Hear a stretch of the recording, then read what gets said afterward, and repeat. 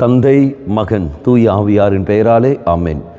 இயேசு கிறிஸ்துவின் அன்புமிக்க சகோதர சகோதரிகளே, உங்கள் அனைவருக்கும் கிறிஸ்து இயேசுவின் அன்புகளது வணக்கத்தை தெரிவித்துக் கொள்கின்றேன்.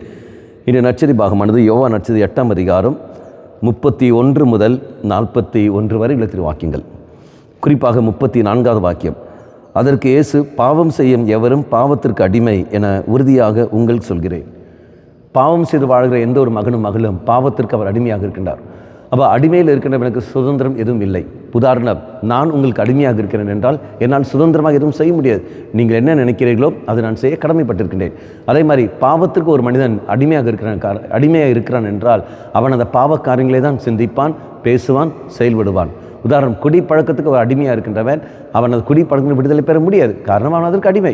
அப்போ விடுதலை பெற வேண்டும் என்றால் சுதந்திரத்தோடு இருக்கிற ஒரு நபர் தான் விடுதலை தர முடியும். அப்படி யார் என்று பார்க்குற சமயத்தில் பாவம் இல்லாத ஒரு மனிதன் தான் பாவத்திനും விடுதலை தர முடியும்.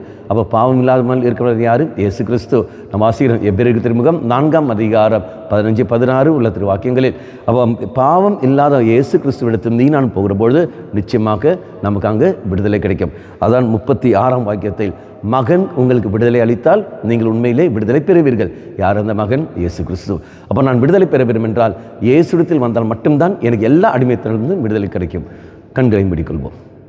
நல்லமனாய் தெய்வமே, இதோ புனித வாரத்துக்கள் காலடி வைக்கின்றேன். அவ்வாறு காலடி வைக்கிற சமயத்தில் எனக்கு சக்தியை தந்துள்ளோம். எல்லா விதமான திண்மைகளிலிருந்தும் பாவத்திலிருந்து நான் விடுதலை பெற்றுக்கொண்டு உமக்கேற்ற ஒரு வாழ்க்கை நான் வாழ கிருபை தந்துள்ளோம்.